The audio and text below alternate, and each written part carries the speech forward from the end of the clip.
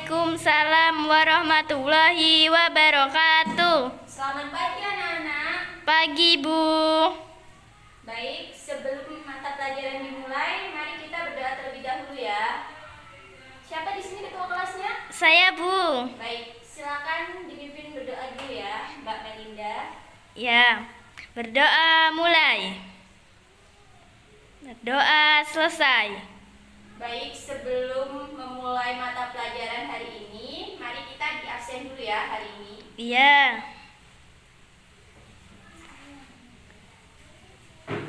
Ibu duduk ya. Iya, Bu. Melinda Elda Sandri, Hadir, Bu. Elsia Amelia, Hadir, Bu. Doni Aldino, Hadir, Bu. Rizky. Hadir, Bu. Sudah ya. Baik, mari kita mulai ya pelajaran hari ini tentang kita mengajar tentang kelangkaan.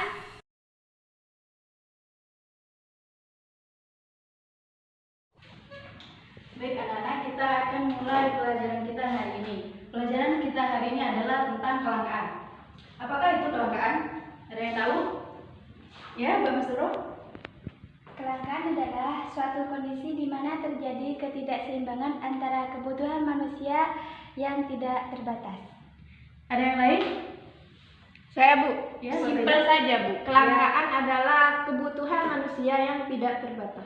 Ya, jawaban Mbak Mas Turo sama Mbak Faida ini sama-sama benar. Jadi, kelangkaan itu adalah suatu kondisi di mana terjadi ketidakseimbangan antara kebutuhan manusia yang tidak terbatas dengan alat pemuas yang terbatas. Ya, mungkin ada yang tahu salah satu contoh dari kelangkaan? Coba Mbak Naini. Bencana alam. Jawaban Mbak Naini kurang tepat ya. Mungkin yang lain? Mbak Mas Turo, tahu contoh dari kelangkaan? Seperti kayak batu bara, minyak bumi. Lah ya, kenapa minyak bumi itu mengalami kelangkaan? Ada yang tahu? Gak ada? Gak ada, Bu. Gimana, Bu? Gimana, Bu? Kenapa? Selanjutnya, Bu? Kenapa minyak bumi itu mengalami kelangkaan? Ayo, Karena stoknya terbatas, Bu. stok terbatas. Ada yang lain? Ya, jawaban Mbak Faida lumayan benar ya. Jadi, kenapa minyak bumi itu mengalami kelangkaan? Karena jumlah penggunaan bahan bakar minyak bumi itu sangat tinggi atau meningkat. Jadi minyak bumi itu akan mengalami kelangkaan karena tidak bisa memenuhi kebutuhan manusia. Yang selanjutnya adalah penyebab kelangkaan.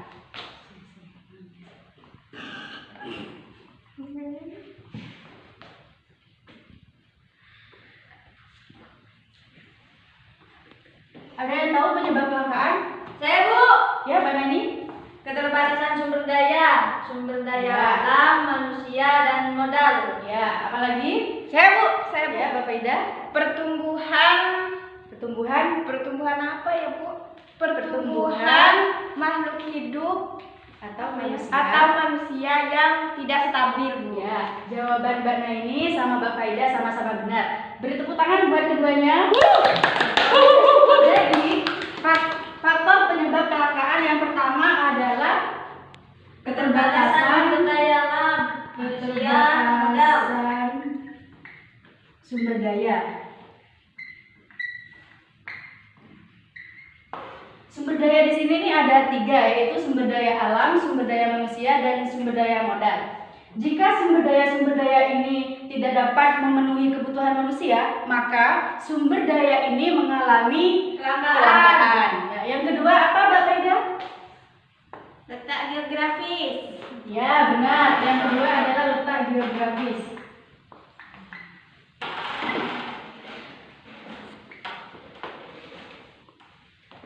Letak geografis yang berbeda-beda ini bisa menjadi faktor penyebab kelangkaan. Kenapa?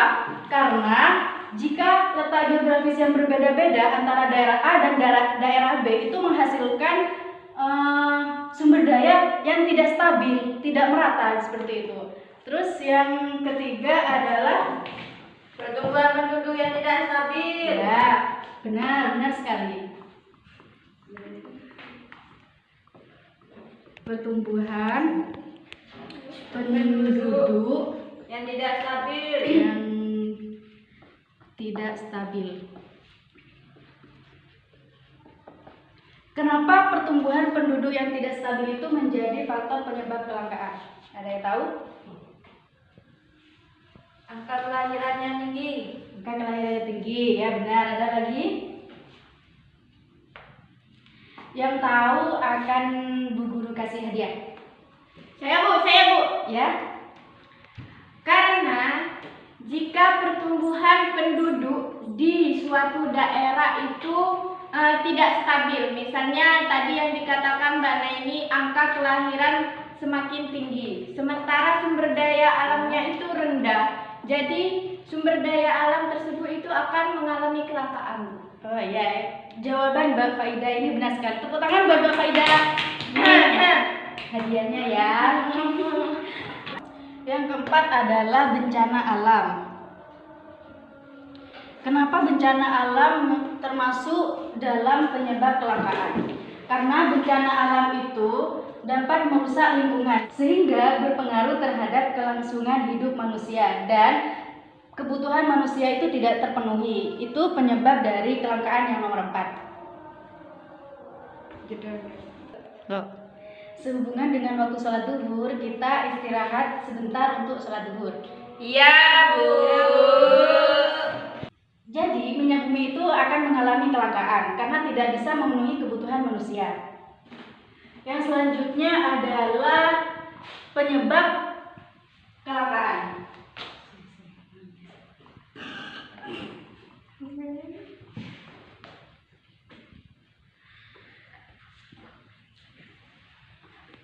Ada yang tahu penyebab kelangkaan? Saya, Bu. Ya, Mbak Nani? Keterbatasan sumber daya Ya. alam, manusia, dan modal. Ya, apalagi? Saya Bu. Ya, Bapak Ida. Pertumbuhan apa ya Bu? Pertumbuhan makhluk hidup Atau manusia. atau manusia yang tidak stabil Bu. Ya, jawaban Mbak Naini sama Mbak Faida sama-sama benar. Beri tepuk tangan buat keduanya.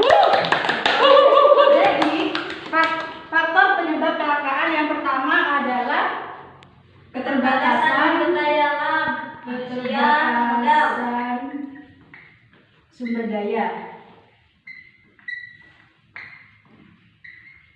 Sumber daya di sini nih ada 3, yaitu sumber daya alam, sumber daya manusia, dan sumber daya modal. Jika sumber daya ini tidak dapat memenuhi kebutuhan manusia, maka sumber daya ini mengalami kelangkaan. Nah, yang kedua apa, Mbak Faida? Letak geografis. Ya, benar. Yang kedua adalah letak geografis.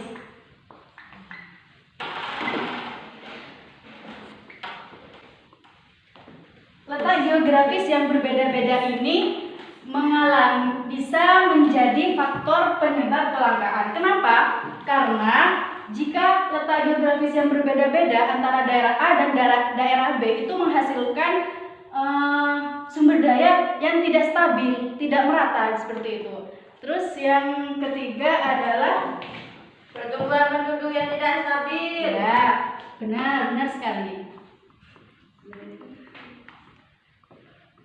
Pertumbuhan penduduk Yang tidak stabil. yang tidak stabil. Kenapa pertumbuhan penduduk yang tidak stabil itu menjadi faktor penyebab kelangkaan? Ada yang tahu? Angka kelahiran yang tinggi.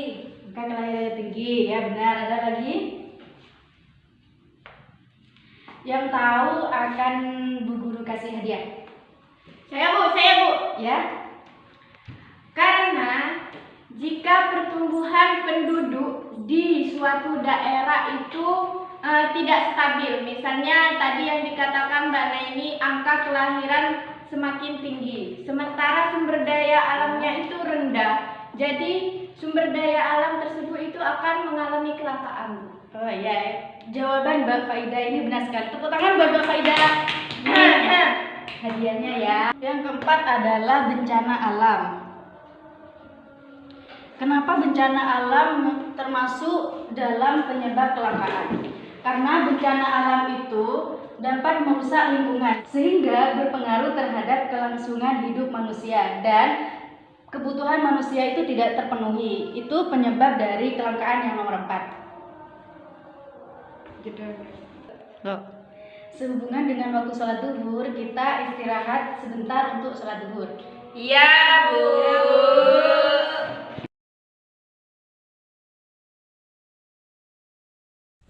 Baik anak-anak, kita akan mengadakan variasi belajar dan belajar mengajar ya. Nah, di sini Ibu akan mengadakan variasi gambar. Ibu akan menjelaskan dengan cara variasi gambar ya, mengadakan variasi gambar. Mari silakan disimak ya selama Ibu menjelaskan. Baik. Oke, di sini saya akan menjelaskan tentang kelangkaan.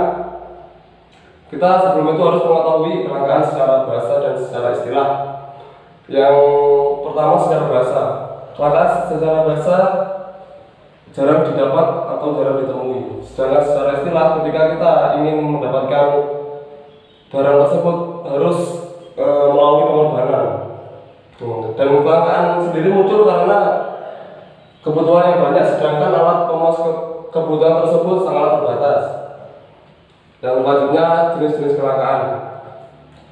Jenis-jenis kelangkaan dibagi menjadi 3. Yang pertama yaitu sumber daya alam, biotik, dan abiotik.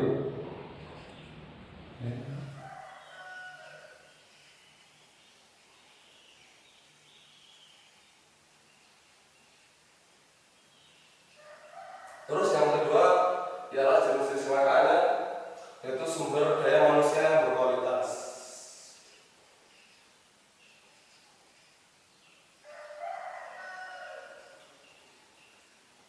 Yang ketiga sumber daya modal.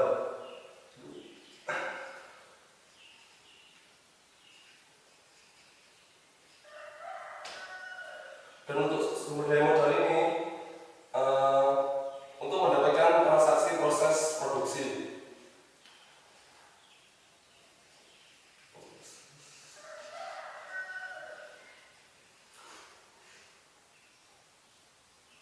Yang selanjutnya adalah bagaimana cara mengatasi kelangkaan tersebut. Di sini saya membagi menjadi 3 bagian.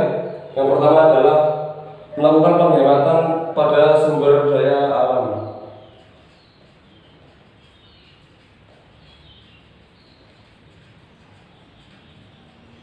Jadi di sini ketika kita menggunakan sumber daya alam, kita harus sebenarnya kita harus meminimalisir penggunaan tersebut karena sumber daya alam sangat terbatas, sedangkan manusia yang ada di muka bumi sangatlah banyak. Atas yang kedua ialah memelihara. Dengan memelihara sumber daya tersebut, kita dapat menggunakan kembali dalam jangka waktu yang panjang karena dipelihara. Yang selanjutnya ialah membuat sumber daya baru.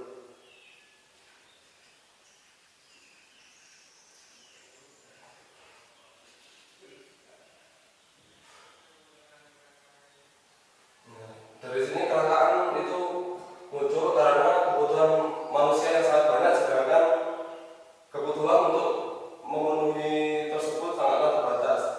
Dan kebutuhan pokok dan kebutuhan secara intensitasnya dibagi menjadi 3. Pertama primer,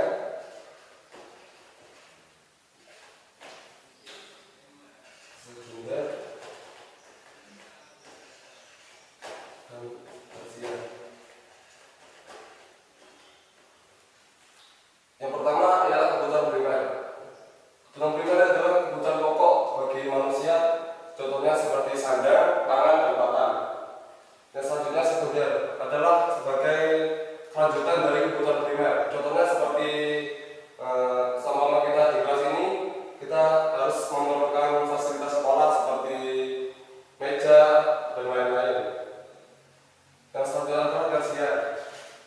Tersier merupakan kebutuhan mewah seperti mobil mewah, terus rumah yang megah dan lain-lain.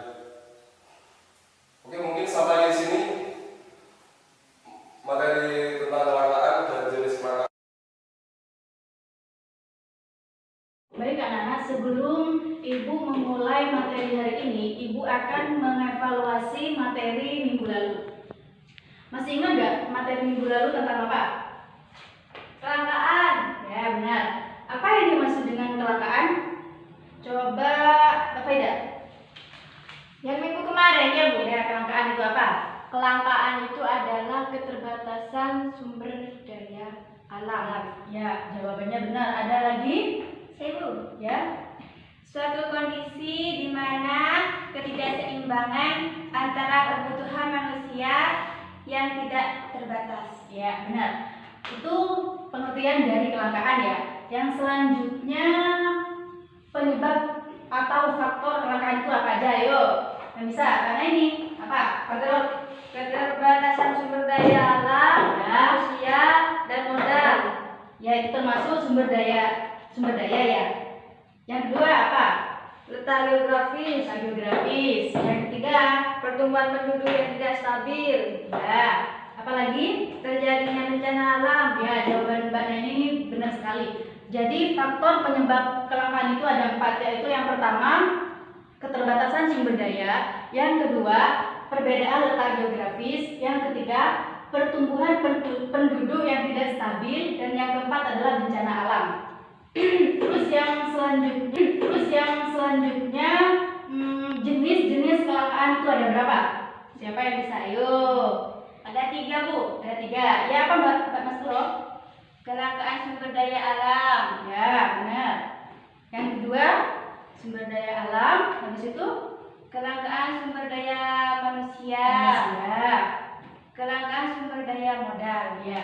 Jadi jenis kelangkaan itu ada 3. Yang pertama sumber daya alam.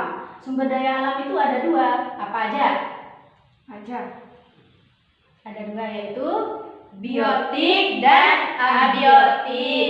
Terus yang kedua itu ada sumber daya manusia, dan yang ketiga ada sumber daya modal. Terus yang selanjutnya, cara mengatasi kelangkaan itu bagaimana? Siapa yang sudah belajar? Ayo. Iya Bu. Ayo Mbak Faida, apa cara mengatasinya bagaimana? Cara mengatasi kelangkaan itu salah satunya Ya. memelihara atau melestarikan sumber daya alam. Ya. Misalnya Bu, melakukan penghijauan, reboisasi. Ya, reboisasi, Ya, Bu. benar. Lalu bisa juga dengan cara mengadakan penghematan dalam menggunakan SDA. Ya. Iya Bu. Jadi kita nggak boleh Tidak boleh boros, gitu. ya. Lalu yang terakhir menciptakan alat pemuas kebutuhan lain. Ya, atau alat pengganti ya Mbak Ya, Faida, yang ya. ketiga ya. Jadi cara mencegah kelangkaan itu ada 3. Yang disebutkan Mbak Faida itu benar semua. Berarti kalian semua ini masih mengingat atau memahami materi yang Ibu sampaikan minggu lalu. Sekarang Ibu akan melanjutkan materi hari ini, yaitu tentang interaksi sosial. Ya Bu. Sosial. Ya Bu. Ya.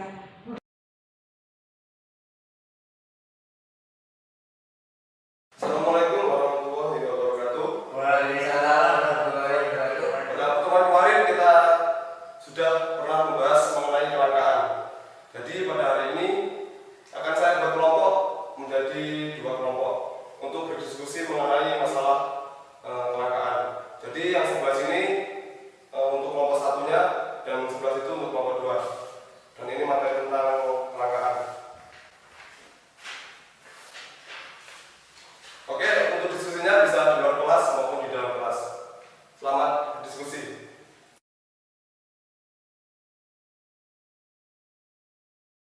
Oke, dari materi yang saya berikan tadi mungkin ada yang kurang paham dan ada pertanyaan. Silakan yang ingin bertanya dari setiap kelompok.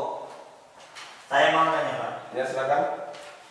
dalam jenis kelangkaan sumber daya alam yang dimaksud dengan biotik dan abiotik itu apa Pak?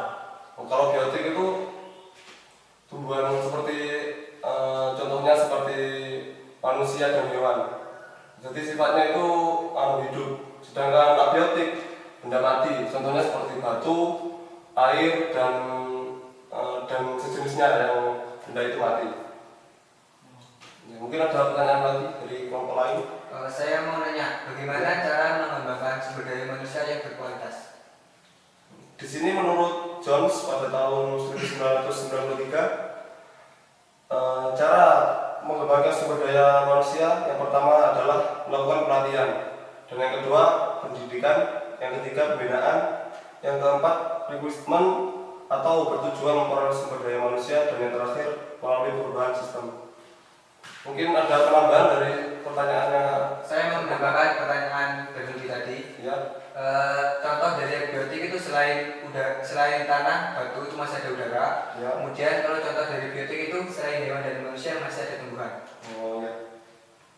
Mungkin untuk diskusi kali ini bisa ditutup. Bisa. Ya udah, sekian. Terima kasih. Wassalamualaikum warahmatullahi wabarakatuh. Waalaikumsalam warahmatullahi wabarakatuh.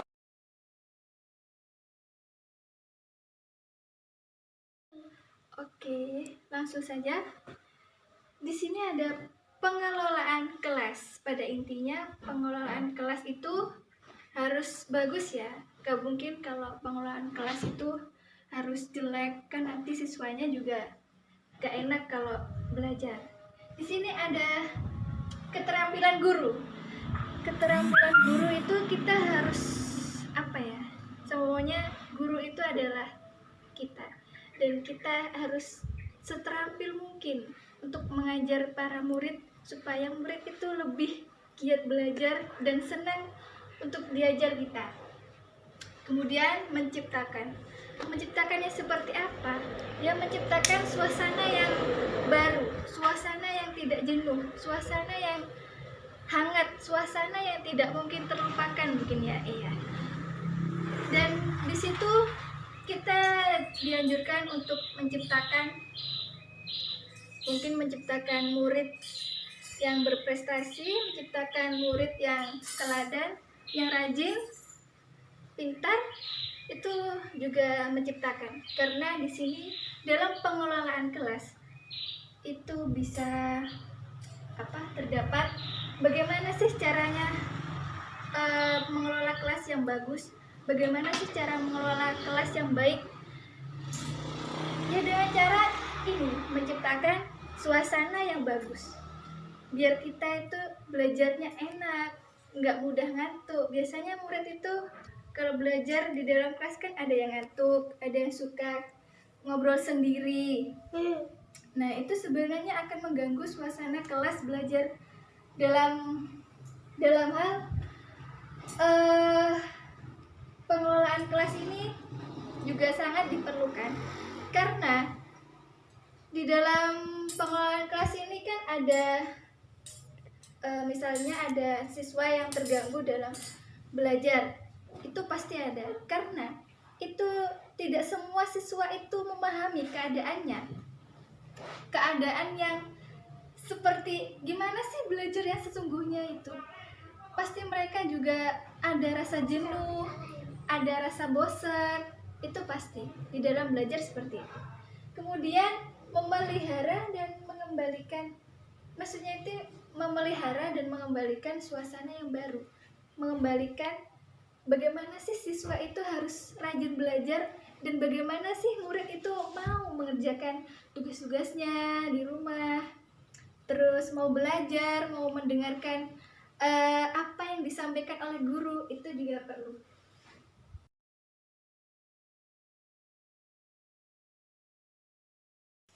Mengajar kelompok kecil dan individual, seperti apa sih kayak gitu? Mengajar kelompok kecil itu seperti halnya kayak kita mengajar di dalam suatu masyarakat. Ada sebuah bukan lembaga ya, yang pasti kayak anak les itu, anak mengaji, TPQ, itu juga termasuk halnya kelompok kecil. Dan individual dimana kita belajar sendiri lah ya, belajar dimana seperti halnya kita mengajari adik di rumah, atau mengajar apa yang kita tahu tentang suatu hal semisal seperti itu. Lalu kita kembangkan, kita kasih tahu kepada orang lain apa yang kita tahu. Itu juga termasuk dengan mengajar kelompok kecil seperti itu. Kelompok kecil itu biasanya terdiri dari murid SD, anak yang sedang ngaji, TPQ, itu juga termasuk kelompok kecil. Karena apa? Itu juga sebuah, bukan lembaga, itu forum namanya.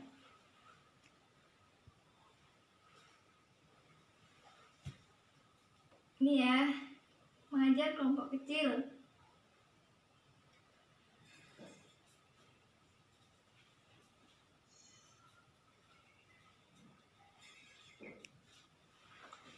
Anak-anak SD, misalkan di dalam masyarakat, ini di dalam masyarakat ya, dalam masyarakat itu ada kayak anak kecil yang bersekolah, yang misalkan sekolah dasar, SMP, SMA.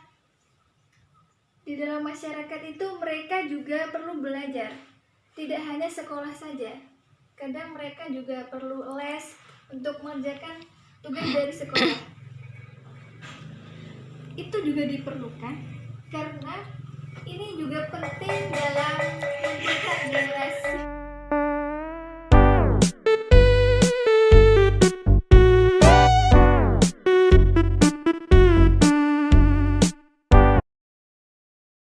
Baik anak-anak, sekian ya untuk mata pelajaran hari ini. Mari kita berkemas-kemas untuk pulang. Baik, Bu. Ayo dipimpin berdoa, siapa? Mbak Melinda, silakan. Berdoa mulai. Berdoa selesai. Terima kasih untuk hari ini dan semoga ilmunya bermanfaat ya buat hari ini. Wassalamualaikum warahmatullahi wabarakatuh.